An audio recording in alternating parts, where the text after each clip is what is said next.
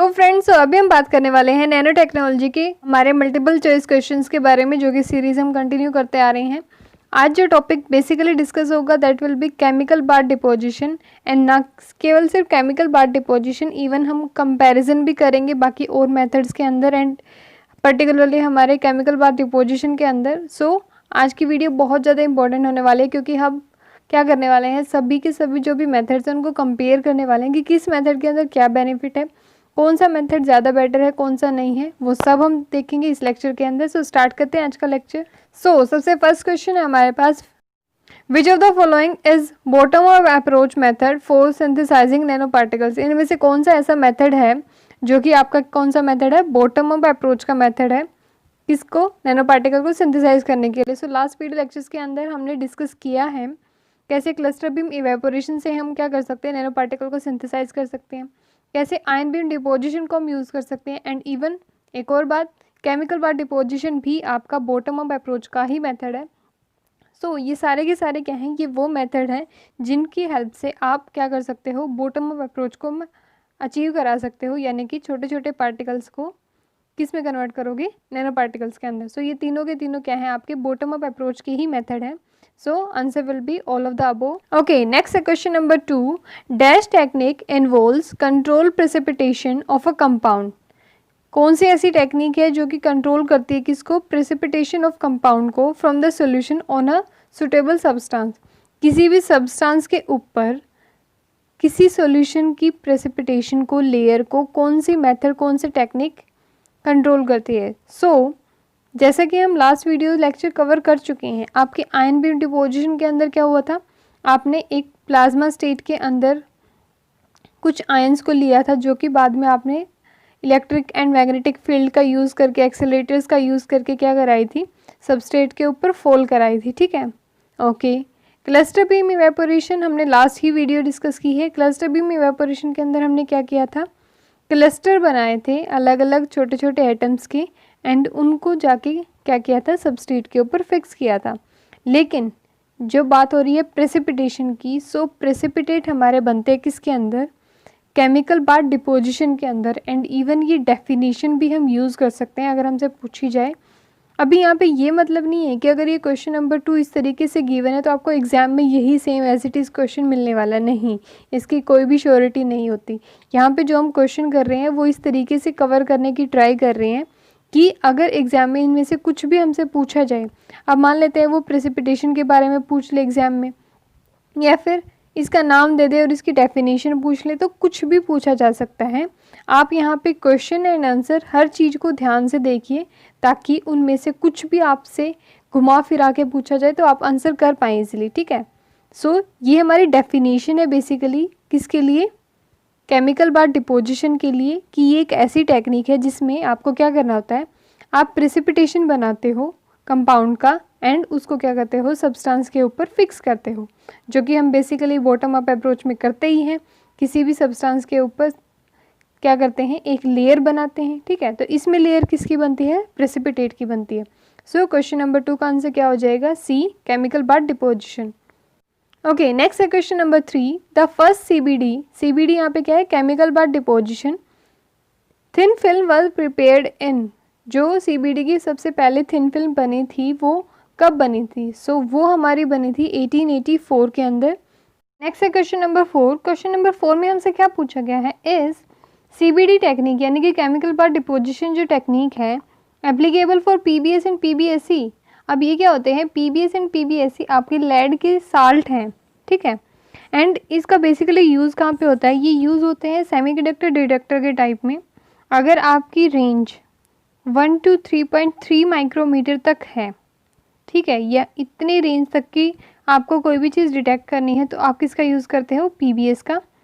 And PBSC जब आपकी range nearly 4.7 micrometer या फिर 5.5, अगर आप उसको हीटअप कर दो, ठीक है, कोल्ड के केस में 4.7 एंड हीटअप के केस में 5.5 माइक्रोमीटर तक आपका पीबीएससी सॉल्ट डिटेक्ट कर सकता है। ठीक है, ये जो सोल्ट हैं आपके, क्या सीबीडी टेक्निक आपकी इनके ऊपर एप्लीकेबल है, तो हाँ जी, हमारी सीबीडी टेक्निक, केमिकल बार डिपोजिशन टेक्निक, दोनों के लिए एप्लीकेबल है। एंड इवन जो आपका 1884 के अंदर सबसे पहले थिन फिल्म बनी थी, वो किसके लिए बनी थी? वो इन दोनों के लिए ही बनी थी एंड काफ़ी लॉन्ग टाइम तक सिर्फ ये दोनों ही साल्ट जाने जाते थे केमिकल बार डिपोजिशन टेक्निक में, और कोई भी साल्ट उस टाइम तक नहीं था।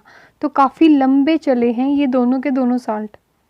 ओके, नेक्स्ट है क्वेश्चन नंबर 5। क्वेश्चन नंबर 5 क्या है? चाल्कोजेनाइड्स रेफर्स टू। चाल्कोजेनाइड्स क्या होता है, कैसे होता है?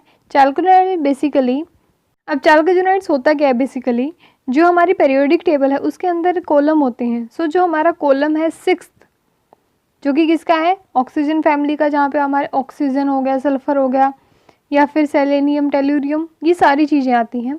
सो बेसिकली चाल्कोजेनाइड्स किसको रेफर किया जाता है? हमारी कॉलम 6 एलिमेंट्स को। एंड उसके अंदर कौन कौन से हमारे मेनली एटम्स ऐड होते हैं? आपके सल्फाइड्स, सेलेनाइड्स एंड टेल्यूराइड्स। हर एक एटम, ये सारे के सारे किसके हैं?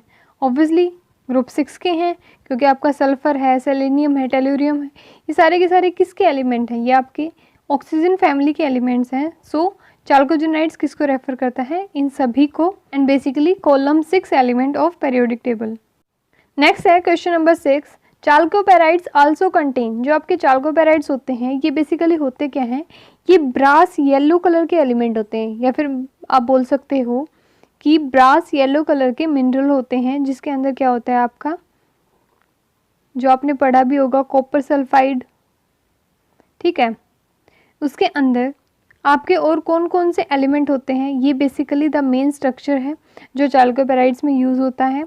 एंड अगर बात करें और एलिमेंट कौन कौन से हैं, सो आपका गोल्ड, निकेल एंड कोबाल्ट, ये तीनों के तीनों एलिमेंट ही आपके चाल्कोपेराइड्स के अंदर ये भी होते हैं। सो अकॉर्डिंगली क्वेश्चन नंबर 6 का आंसर तो क्या हो जाएगा? All of the above.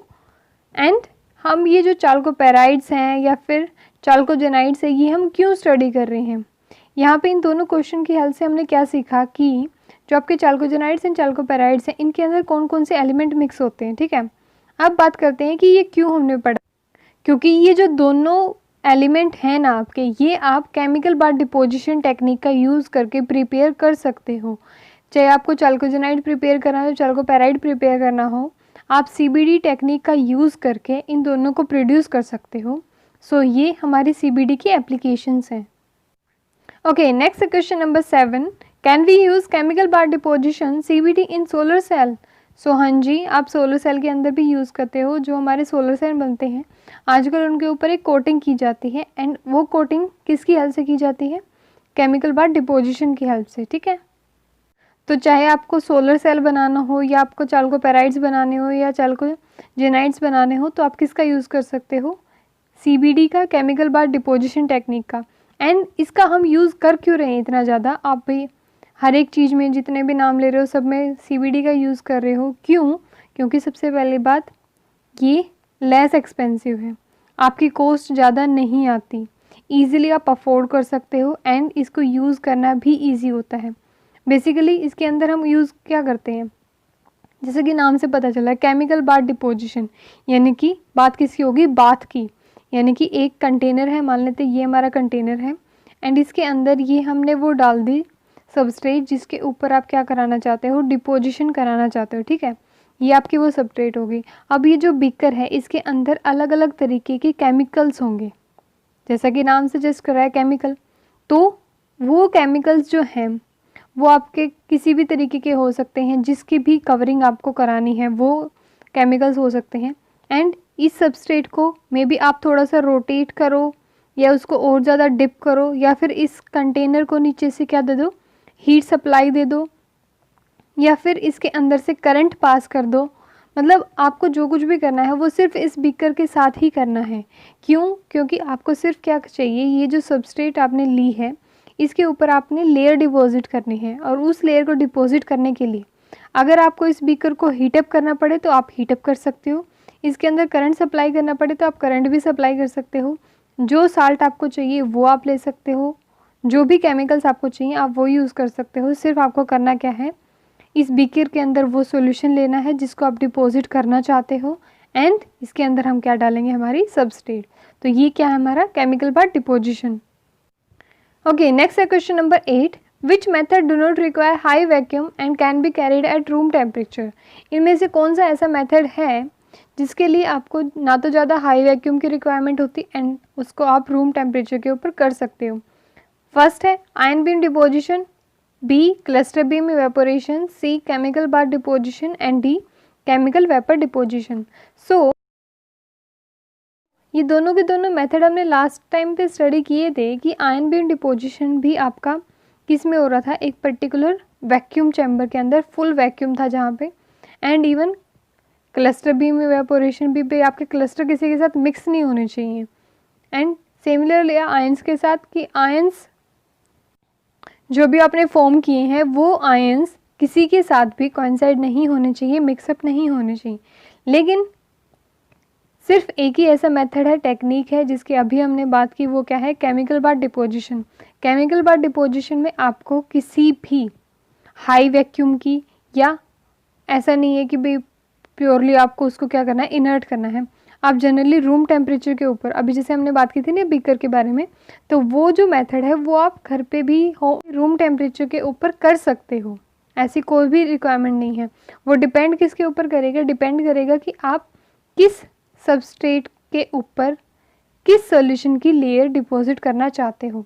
अगर आपको उस सॉल्यूशन के लिए मतलब जैसे हमने बात की थी करंट या हीटअप कुछ भी देना पड़े वो आप दे सकते हो, लेकिन ऐसा नहीं है कि आपको प्योरली इसको फिक्स करना है, बंद करना है, नहीं, आप इसको ओपनली कर सकते हो, रूम टेम्परेचर के ऊपर भी ये प्रोसेस कंप्लीट हो सकता है। ओके, सो क्वेश्चन नंबर 8 का आंसर क्या हो जाएगा, C chemical bath deposition. So generally अभी तक जैसे हम कंपैरिजन कर रहे हैं, जो बाकी आपके मेथड है वो थोड़ा सा लिमिटेड हो जाते हैं। क्यों लिमिटेड हो जाते हैं, क्योंकि आपका जो क्लस्टर है या आयन बीम डिपोजिशन, दोनों के दोनों टेक्निक, पहली बात तो काफ़ी ज़्यादा आपको ध्यान रखना पड़ता है, प्रॉपर केयर रखनी पड़ती है, भाई इसमें आयंस के लिए, इसमें क्लस्टर के लिए, आपके एक्सपेंसिव भी ज़्यादा हो जाते हैं, वैक्यूम वगैरह चाहिए, 100 तरह की एप्लीकेशन चाहिए। लेकिन केमिकल बाथ डिपोजिशन में इतना ऐसा कुछ नहीं है, आप नॉर्मल स्केल के ऊपर एंड इवन आप मतलब काफ़ी ज़्यादा बड़े स्केल के ऊपर भी ये काम कर सकते हो, चाहे आपको छोटे स्केल पे करना है या बड़े स्केल पे, आप इजीली कर सकते हैं। एंड इसमें आपका एक्सपेंसिव भी ज़्यादा नहीं होगा, काफ़ी लेस एक्सपेंसिव रहता है हमारा, ठीक है। ओके, नेक्स्ट बात करते हैं क्वेश्चन नंबर 9 की। क्वेश्चन नंबर 9 है, in chemical bath deposition we immerse the substrate in dilute solution of one or more metallic salt. अभी हमने ऊपर बात की थी कि आप क्या करते हो, सबस्ट्रेट को सॉल्यूशन के अंदर डिप करते हो, तो ऑब्वियसली वो डाइल्यूट सॉल्यूशन होता है हमारा। एंड क्या उसके अंदर हम एक या एक से ज़्यादा साल्ट ले सकते हैं? हाँ जी, आप जो भी रिक्वायरमेंट है उस सॉल्यूशन के रिगार्डिंग या उस सबस्ट्रेट के रिगार्डिंग आप कोई भी ले सकते हो। सो दिस इज़ ट्रू, आप एक या एक से ज़्यादा साल्ट भी यूज़ कर सकते हो।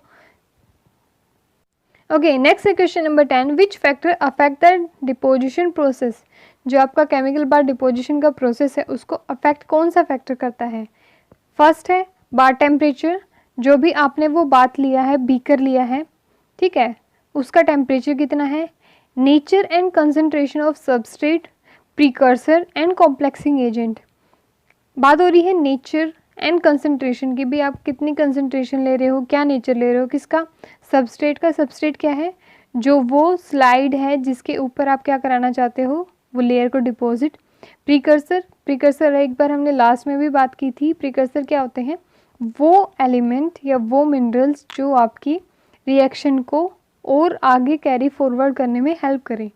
And complexing agent, complexing agent जो आयंस इसके अंदर बनेंगे, जो ब्रेकअप होगा, साल्ट वगैरह बनेंगे, वो सब।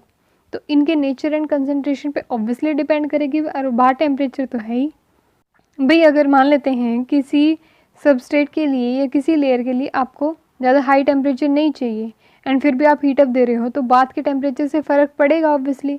तो आपको किस टाइम पे इसको हीट सप्लाई करनी, किस टाइम पे नहीं करनी, तो ये फैक्टर भी रिस्पॉन्सिबल है। एंड नेचर एंड कंसंट्रेशन तो है ही। Next pH of the solution, obvious सी बात है, जो भी आप साल्ट ले रहे हो तो साल्ट की वजह से आपका पीएच भी अनबैलेंस होगा, तो आपको पर्टिकुलर उस लेयर को डिपॉजिट कराने के लिए कितना पीएच चाहिए वो भी रिक्वायर्ड है। सो तीनों के तीनों ऑप्शन हमारे बिल्कुल सही हैं, आपका कोई भी ऐसे ऑप्शन नहीं है कि भाई जिसकी वजह से आपका फैक्टर अफेक्ट ना हो। आपका डिपोजिशन प्रोसेस अफेक्ट ना हो, तो सबकी वजह से हो रहा है, तो इसलिए we will go with D, all of the above will be the answer of question number 10। Okay, so ये थे हमारे कुछ क्वेश्चंस केमिकल बार डिपोजिशन से रिलेटेड। आई होप समझ में आ गया होगा केमिकल बार डिपोजिशन में क्या होता है, कैसे होता है। ठीक है, कोई भी डाउट है तो आप कमेंट करके पूछ सकते हैं। सो मिलते हैं नेक्स्ट लेक्चर के अंदर, तब तक के लिए bye bye, take care, thank you very much.